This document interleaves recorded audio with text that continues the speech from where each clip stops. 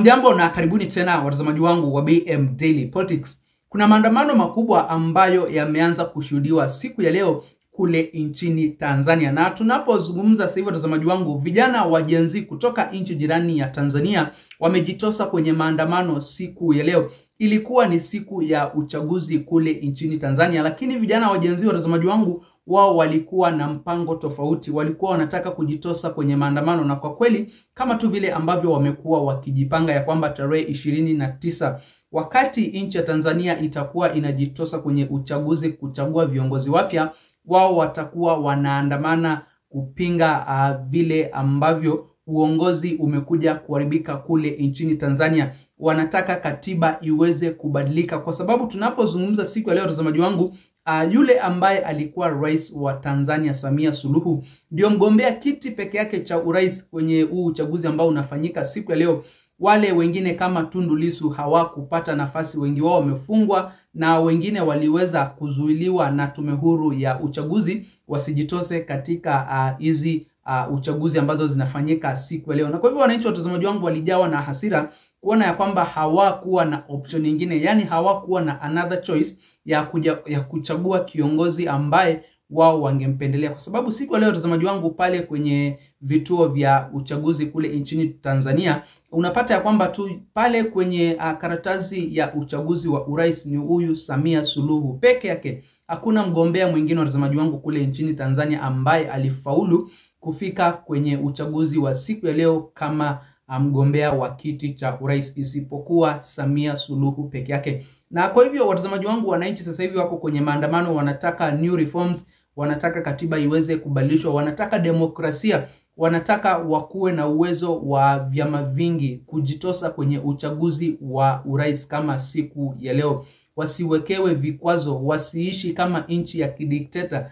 Yani unaona ya kwamba sasa hivi wale wapinzani ambao walikuwa kwenye hiki kinyang'anyiro cha kiti cha urais hawapo tena. Sasa mama Samia Suluhu yuko peke yake kwenye huo uchaguzi, na kwa hivyo wananchi ni jambo ambalo halijaweza kuwafurahisha. Wakati wananchi wengine kutoka kule Tanzania wamejitosa kwenye vituo vya kupiga kura siku ya leo ili kujihusisha kwenye hii shughuli ya kupiga kura, nao vijana wa Gen Z watazamaji wangu wako kwenye barabara, wamefunga barabara. Na tunapozungumza sasa hivi watazamaji wangu, kuna barabara ambazo zimefungwa kwenye miji mikuu, kwenye baadhi ya mitaa kule Tanzania. Wananchi wamesema enough is enough, na wanataka demokrasia, wanataka katiba iweze kubadilishwa, wanataka viongozi wengi waingie kwenye uchaguzi ili wananchi wachague viongozi ambao wanawapenda. Kwa sababu kama kiongozi tu ni mmoja pale kwenye ballot box kwenye upande wa urais, sasa inamaanisha kwamba hata huo uchaguzi hauwezi ukakuwa na upinzani wowote, kwa sababu hata apige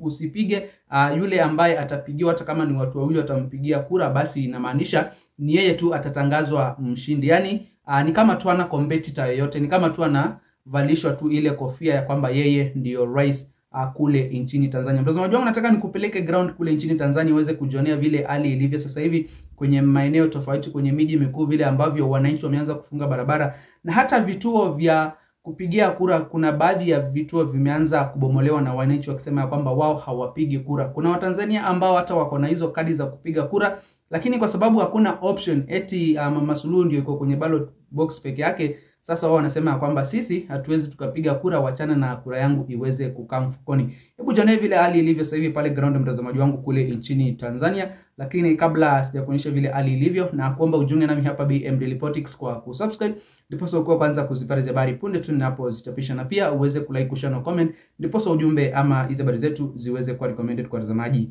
wengi zaidi.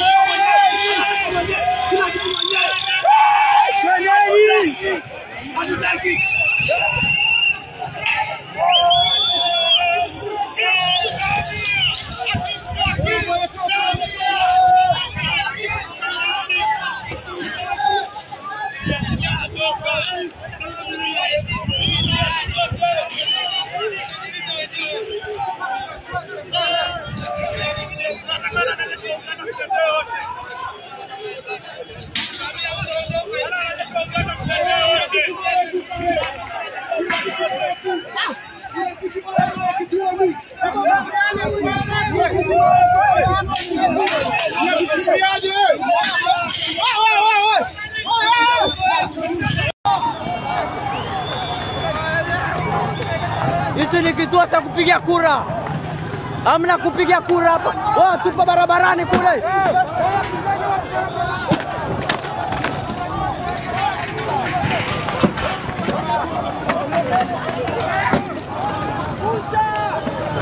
Tupo barabarani kule. Mungu wa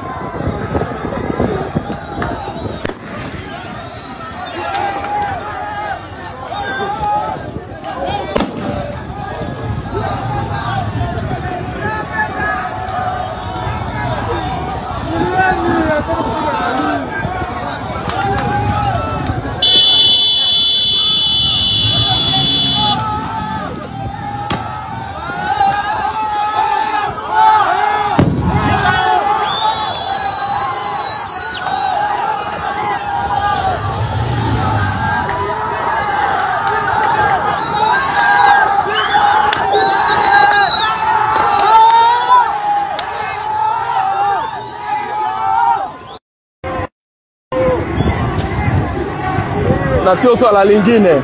Wanazidi kurusha mabomu ya machozi na ni anawasha kweli, lakini kama babu zetu waliweza kuipambania nchi yetu kutoka kwa mabeberu, sisi ni nani tushindwe kuichukua nchi yetu?